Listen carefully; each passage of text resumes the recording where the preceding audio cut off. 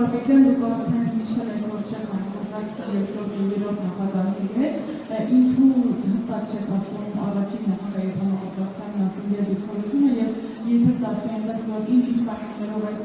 իշխանությունը նորից մեծամասնություն հավաքի այդ բանալին ևս չեք համագործակցի երկրորդ և երրորդ նախագահի հետ։ Պատասխանեմ, ինչպես նախորդ հարցում նշեցի, յուրաքանչյուր ընդդիմության համար հիմնական հարցը, արմատական հարց է, որպեսզի ընդդիմադիր բոլոր գործիչները ոչ մի ձև չհամագործակցեն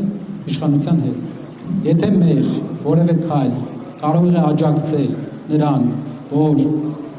ընդդիմությունը տարանջատվի եւ իշխանությունը կարողանա պահել այն, իշխանությունը կարողանա, իշխող ուժը կարողանա իշխանություն պահել, իհարկե